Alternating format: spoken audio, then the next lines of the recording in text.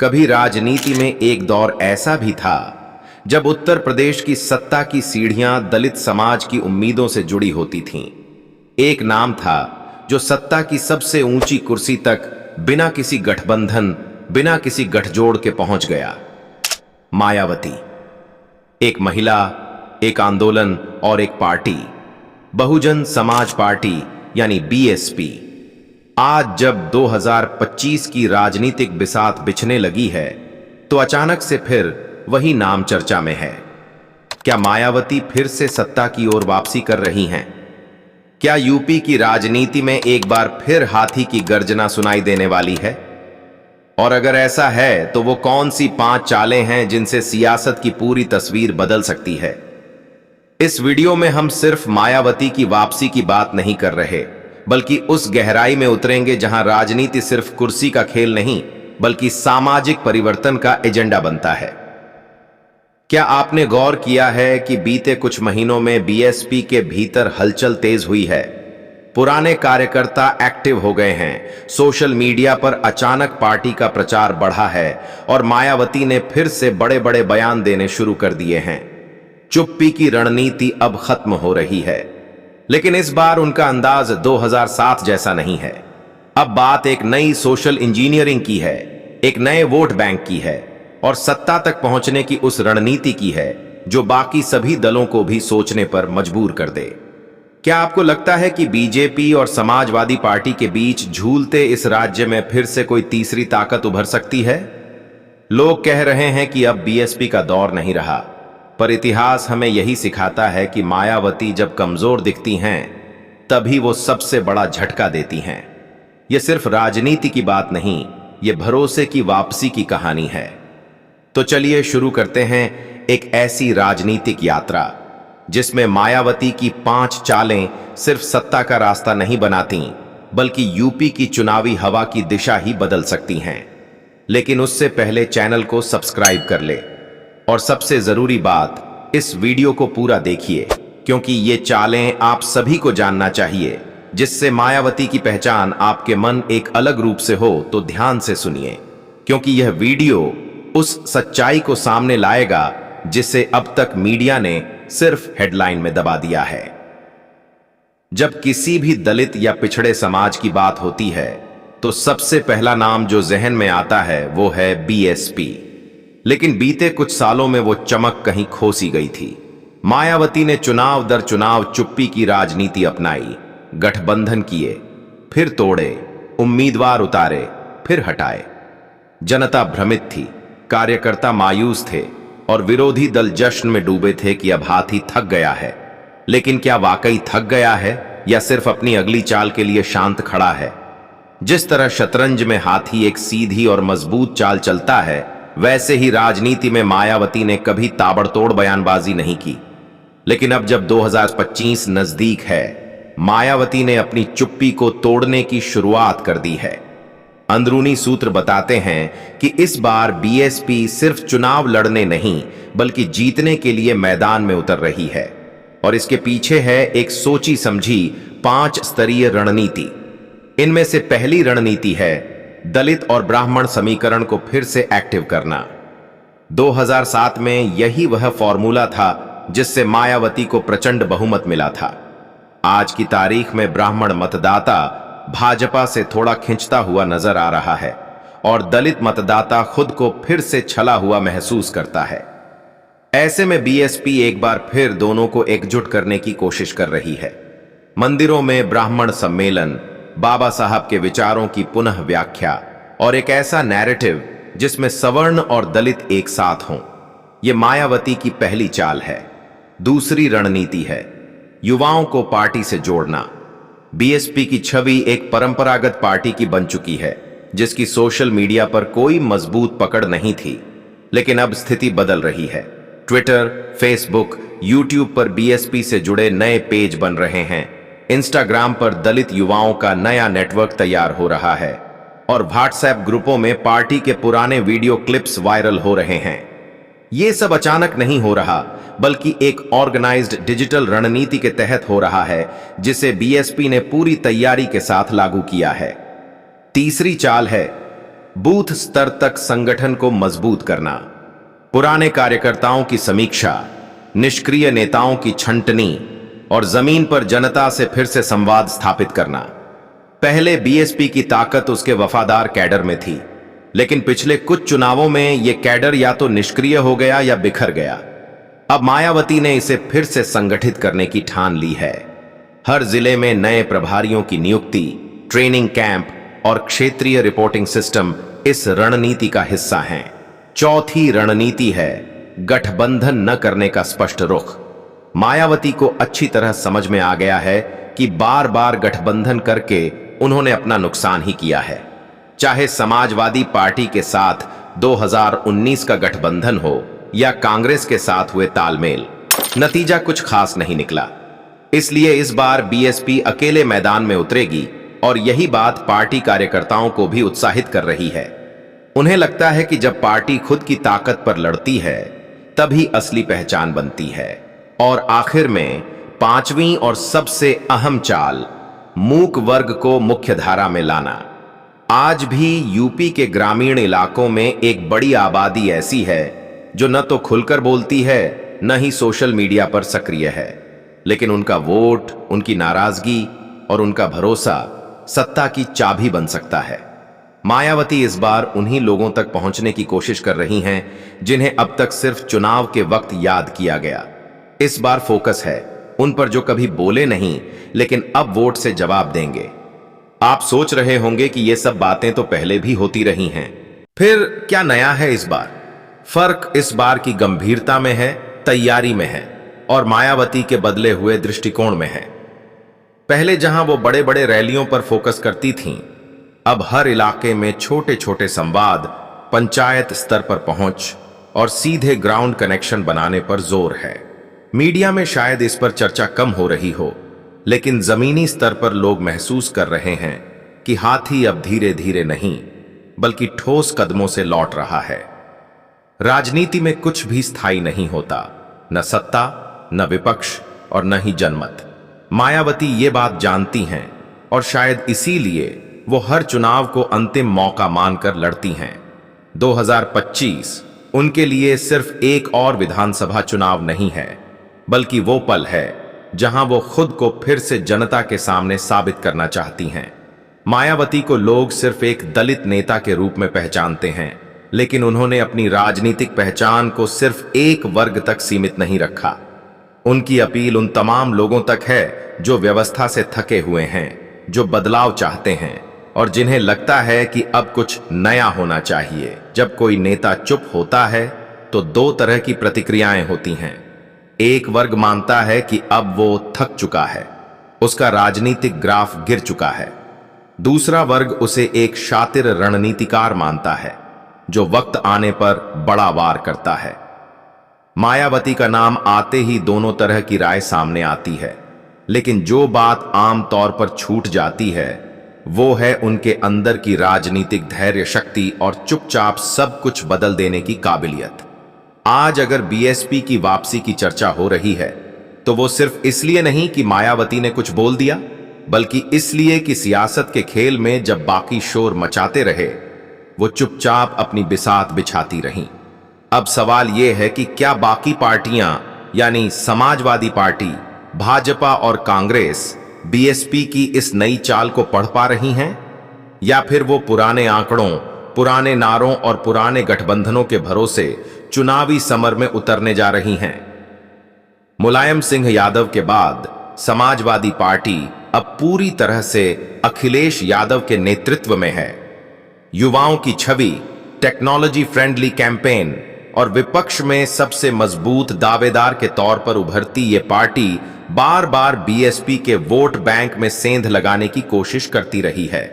लेकिन बीते चुनावों के आंकड़े बताते हैं कि जब भी बीएसपी ने अपना बेस एक्टिव किया, सपा को उसका नुकसान हुआ। ये बात अखिलेश भी जानते हैं। खासकर दलित पिछड़ा समीकरण में हल्का सा भी हेरफेर समाजवादी पार्टी के लिए नुकसानदेह साबित होता है। मायावती की वापसी अगर अपने मूल वोटर को जोड़ पाने में सफल होती है तो समाजवादी पार्टी की सीटों पर सीधा असर होगा। और यही वजह है कि सपा बीएसपी से ज्यादा भाजपा पर निशाना साधती है, क्योंकि अंदर ही अंदर उन्हें पता है कि बीएसपी ही असली चुनौती है जो चुपचाप सारा समीकरण पलट सकती है। अब बात भाजपा की। 2000 सपा परी ये सारी गी का और 2022 में भाजपा ने यूपी की सत्ता पर शानदार वापसी की। योगी आदित्यनाथ के चेहरे को आगे रखकर पार्टी ने हिंदुत्व के एजेंडे को गांव-गांव तक पहुंचाया। लेकिन भाजपा को अच्छी तरह मालूम है कि अगर दलित वोटर टूटता है या इमोशनल तरीके से एक बार फिर मायावती की ओर मुड़ता है तो कई सीटों पर समीकरण बिगड़ सकता है। 2014, 2017 और 2019 में भाजपा को फायदा इसलिए मिला क्योंकि दलित मतदाता बंट गया था या मायावती से नाराज होकर घर बैठ गया था। लेकिन अगर इस बार बीएसपी अपना कैडर दोबारा सक्रिय करने में सफल होती है तो भाजपा के लिए यह खतरे की घंटी है। इसलिए हाल के दिनों में आप देखेंगे कि भाजपा ने भी दलित महापुरुषों की जयंती मनानी शुरू की है। बाबा साहेब पर खास कार्यक्रम होते हैं और गांवों में दलित बस्तियों तक पहुंचने की योजनाएं बढ़ाई गई हैं। ये सब इसलिए है क्योंकि भाजपा जानती है कि बीएसपी की वापसी का मतलब सिर्फ एक पार्टी की सक्रियता नहीं, बल्कि एक बड़े वोट बैंक की फिर से एकजुटता है, जो न सिर्फ नुकसान कर सकता है बल्कि सत्ता की चाबी भी छीन सकता है। अब आते हैं कांग्रेस पर। 2022 में प्रियंका गांधी वाड्रा को एक्टिव किया गया था। लड़की हूं, लड़ सकती हूं जैसा नारा दिया गया, लेकिन उसका असर बहुत सीमित रहा। कांग्रेस का परंपरागत वोट बैंक बिखर चुका है और पार्टी अब सिर्फ कुछ सीटों पर सिमट गई है। बीएसपी के उभार से कांग्रेस को सीधे तौर पर शायद नुकसान न हो, लेकिन मायावती की वापसी से जो राजनीतिक फोकस शिफ्ट होगा उससे कांग्रेस और भी हाशिए पर चली जाएगी। क्योंकि चुनाव में जब असली मुकाबला 2 या 3 के बीच होता है तो बाकी पार्टियां खुद ब खुद गायब हो जाती हैं। कांग्रेस का यही डर है, कहीं बीएसपी की वापसी उसे पूरी तरह अदृश्य न कर दे। यहां एक और दिलचस्प बात समझनी होगी। जब भी बीएसपी एक्टिव होती है तो समाज के वो हिस्से जो लंबे समय से चुप थे फिर से राजनीति में दिलचस्पी लेने लगते हैं। युवाओं में जो मोहभंग था वह उम्मीद में बदलने लगता है और यही वो भावना है जिसे मायावती भुनाने जा रही हैं। इस बार उन्होंने नारा नहीं दिया लेकिन माहौल बनने दिया। उन्होंने भाषण कम किए लेकिन संगठन पर ज्यादा फोकस किया और उन्होंने गठबंधन नहीं किया, क्योंकि अब उन्हें समझ में आ चुका है कि वोट ट्रांसफर तभी होता है जब दिल से भरोसा हो, सिर्फ समझौते से नहीं। राजनीति में हवा का रुख एकदम से नहीं बदलता, वो धीरे धीरे करवट लेता है और इस वक्त वो करवट बीएसपी की ओर मुड़ती दिख रही है। जमीन से खबरें आ रही हैं कि बीएसपी के पुराने समर्थक फिर से सक्रिय हो रहे हैं।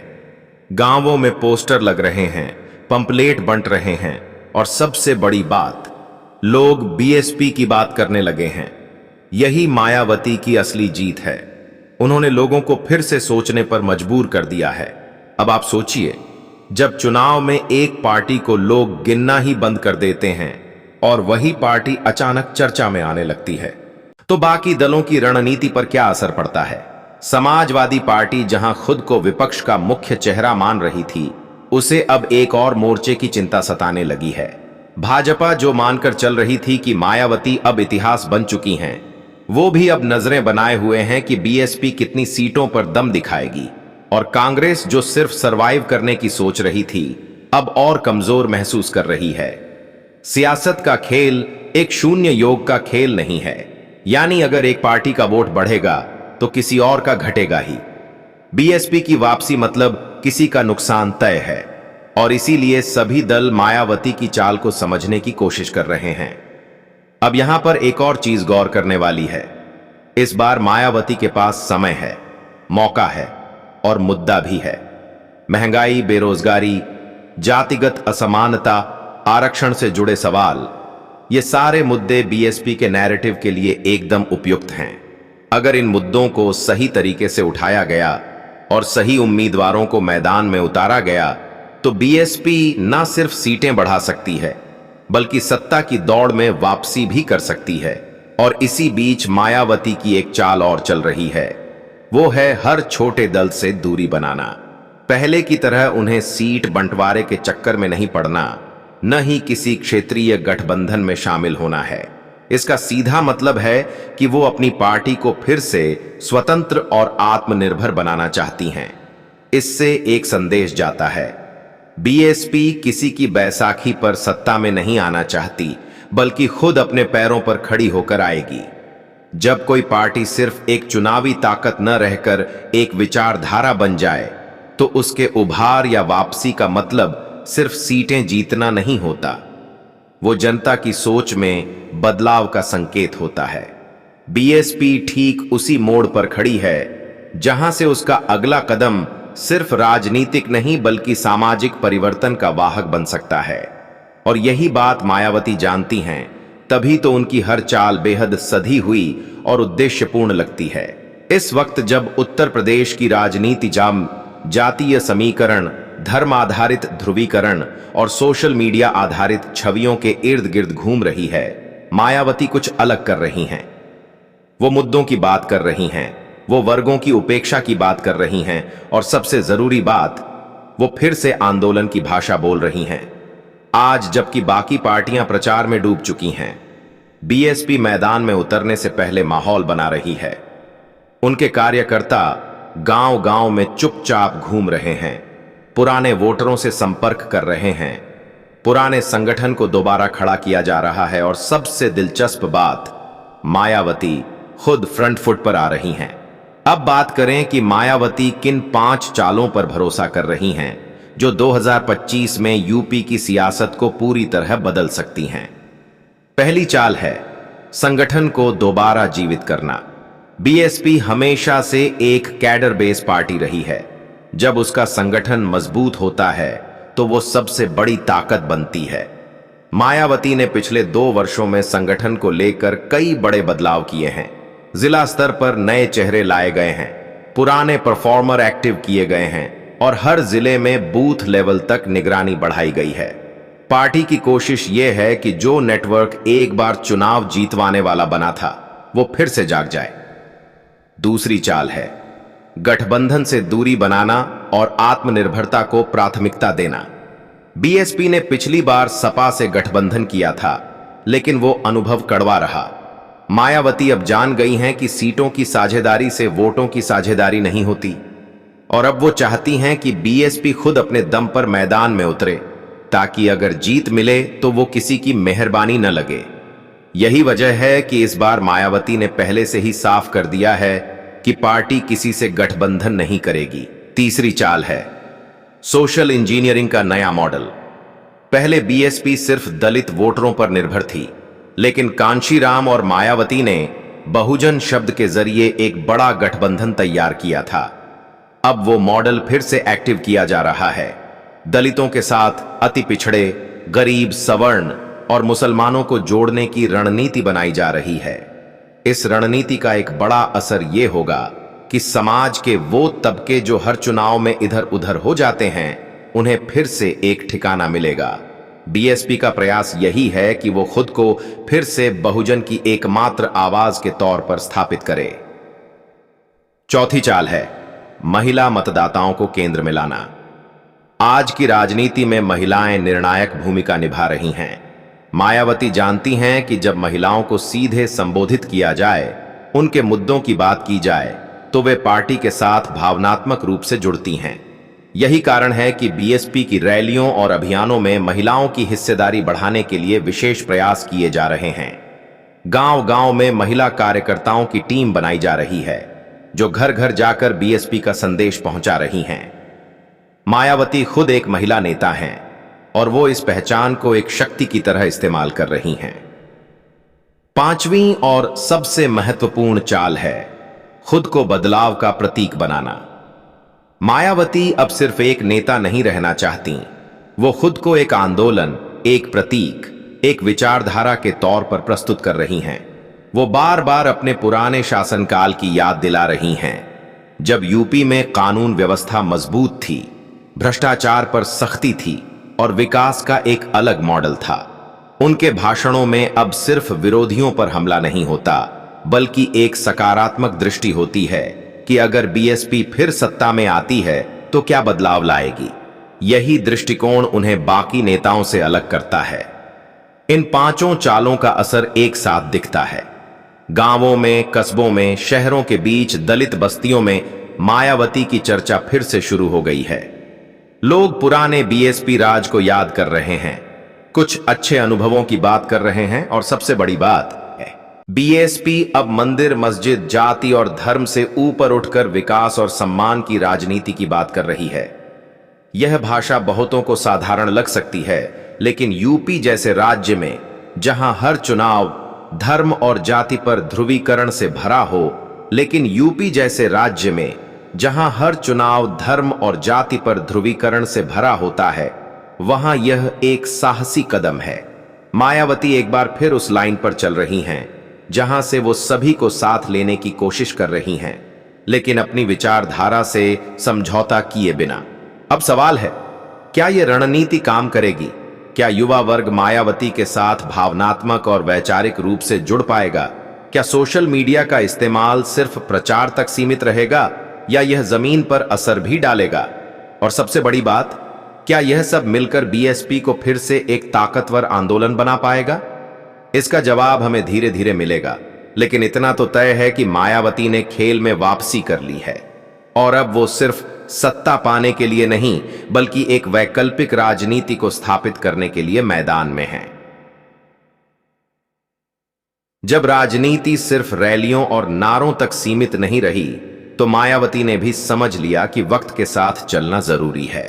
पहले बीएसपी की छवि एक शांत, ठहरी हुई और सीमित संसाधनों वाली पार्टी की थी, लेकिन अब तस्वीर बदल रही है।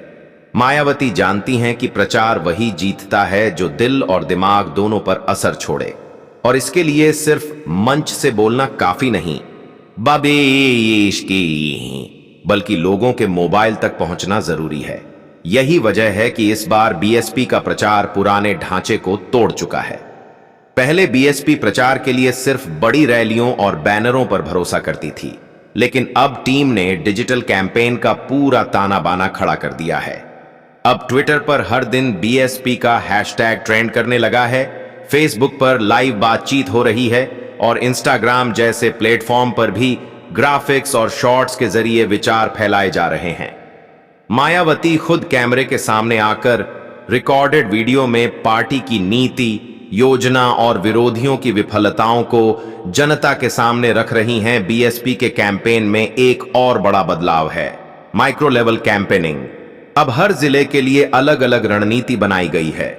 किस जिले में कौन सा मुद्दा प्रमुख है, कौन सी जाति का वोट किस तरफ झुका हुआ है और वहां किस तरह का प्रचार कारगर होगा, इस सब का डाटा इकट्ठा किया जा चुका है। इसके लिए एक टेक्निकल टीम बनाई गई है जो ग्राउंड से लेकर डिजिटल तक सब पर नजर रख रही है। हर जिले में एक मीडिया प्रभारी है जो यह सुनिश्चित कर रहा है कि वहां से बीएसपी की गतिविधियां वायरल हों। यह पूरी रणनीति सिर्फ प्रचार के लिए नहीं, यह एक तरह का मनोवैज्ञानिक युद्ध है। जब कोई पार्टी लगातार सामने बनी रहती है, चाहे टीवी पर, अखबारों में या सोशल मीडिया पर, तो जनता के मन में उसकी गंभीरता और ताकत को लेकर एक छवि बनती है और बीएसपी अब इसी छवि को मजबूत कर रही है। मायावती ने खुद यह बात कही है कि इस बार प्रचार सिर्फ भीड़ इकट्ठा करने का खेल नहीं है, बल्कि दिमागों तक पहुंचने का प्रयास है। एक और बड़ी बात, बीएसपी अब मीडिया से कटने की बजाय मीडिया को समझने लगी है। पहले पार्टी प्रेस से दूरी बनाकर चलती थी, लेकिन अब टीवी डिबेट्स में बीएसपी प्रवक्ता दिखने लगे हैं। पार्टी के प्रेस नोट्स समय पर पहुंचाए जा रहे हैं और प्रेस कॉन्फ्रेंस की संख्या भी बढ़ी है।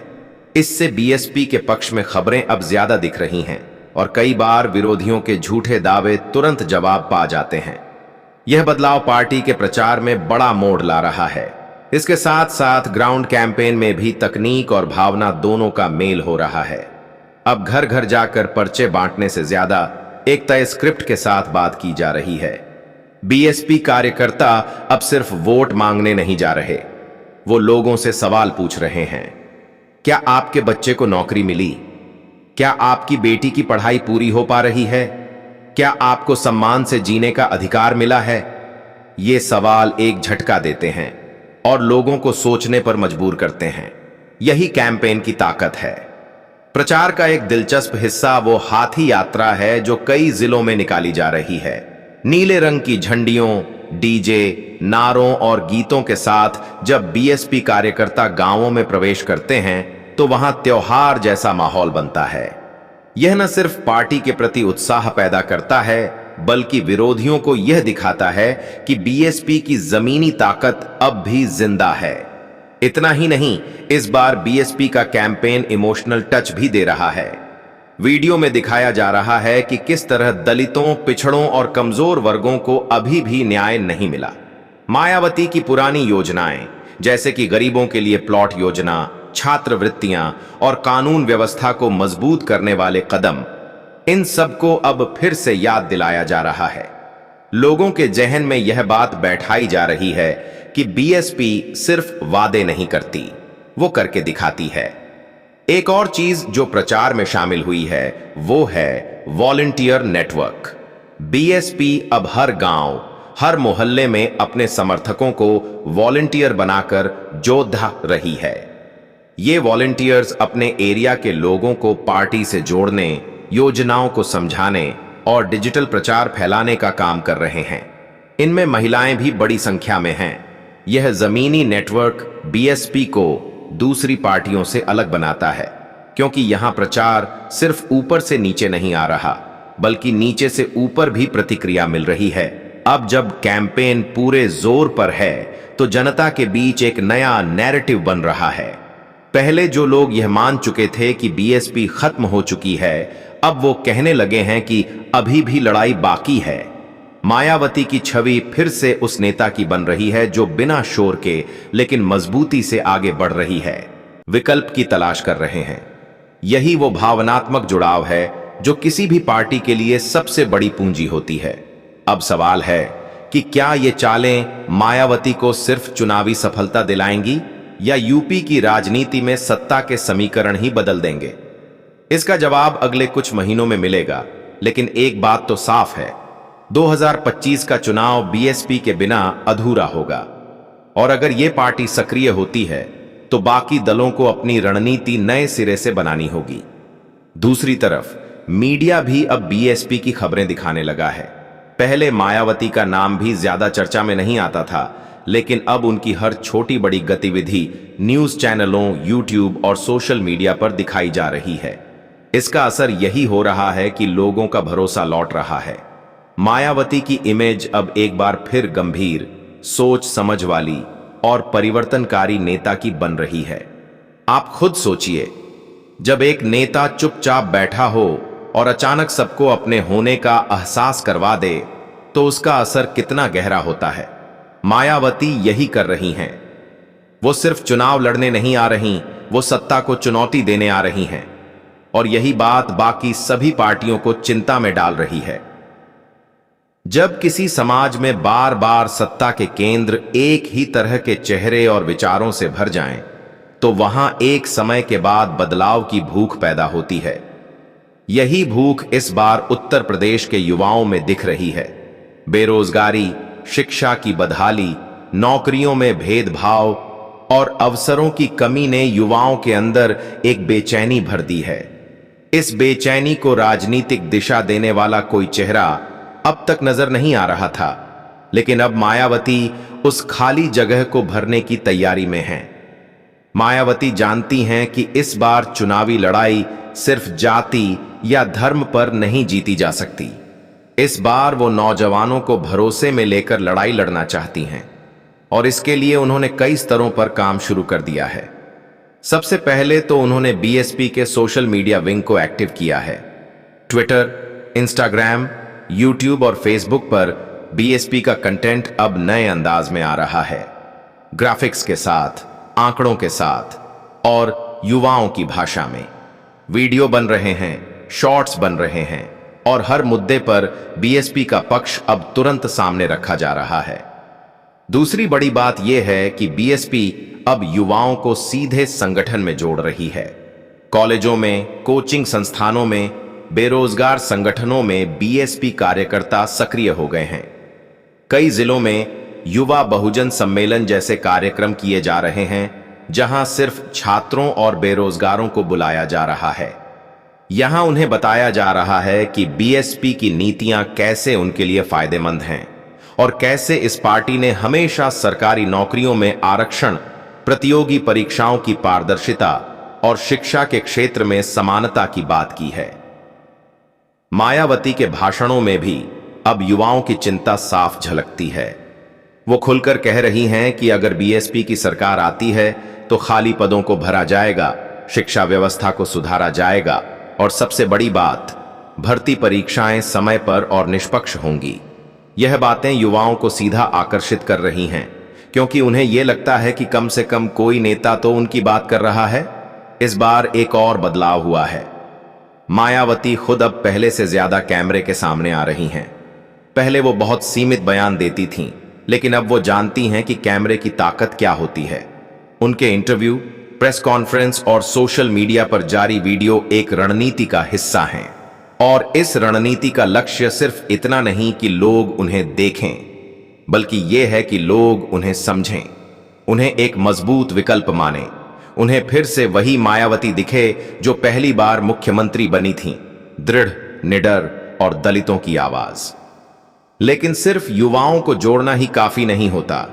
अगर वो पार्टी के साथ भावनात्मक रूप से न जुड़ें तो वोट में तब्दील नहीं होते। इसीलिए बीएसपी एक बार फिर अपने पुराने तरीकों की तरफ लौट रही है। विचारधारा आधारित कार्यकर्ता तैयार करने की कोशिश की जा रही है। अब सिर्फ नेता नहीं, विचार सुनाए जा रहे हैं। अब सिर्फ नारों से काम नहीं चल रहा, तर्क और समाधान के साथ बात की जा रही है। युवाओं के बीच एक और बड़ा मुद्दा है, प्रतिनिधित्व। वो सिर्फ नीतियों से नहीं, बल्कि इस बात से भी जुड़ते हैं कि पार्टी उनके जैसे लोगों को टिकट देती है या नहीं। बीएसपी ने इस दिशा में भी कई संकेत दिए हैं। 2025 के चुनाव में ज्यादा संख्या में युवा उम्मीदवारों को मौका दिया जाएगा। पहले भी बीएसपी ने कई युवा चेहरों को आगे बढ़ाया था और अब इस पर फिर जोर दिया जा रहा है। टिकट बांटने की प्रक्रिया में योग्यता, सामाजिक बैलेंस और जमीनी पकड़ को प्राथमिकता दी जा रही है। इसका सीधा संदेश है, बीएसपी सिर्फ पुरानी सोच वाली पार्टी नहीं है, यह भविष्य की तैयारी कर रही है। अब जब पार्टी युवा मोर्चे को सक्रिय कर चुकी है, संगठन दोबारा तैयार हो रहा है और मायावती खुद फ्रंट फुट पर हैं, तो यह सवाल उठना लाजमी है कि क्या बीएसपी दोबारा वही आंदोलन बन सकती है जो उसने 90 के दशक में खड़ा किया था? इसका जवाब आसान नहीं है, लेकिन संकेत साफ हैं। मायावती अब फिर से बहुजन शब्द को केंद्रीय बना रही हैं। यह शब्द सिर्फ दलितों का प्रतिनिधित्व नहीं करता, यह उस पूरी आबादी का प्रतीक है जिसे आज भी हाशिए पर खड़ा कर दिया गया है।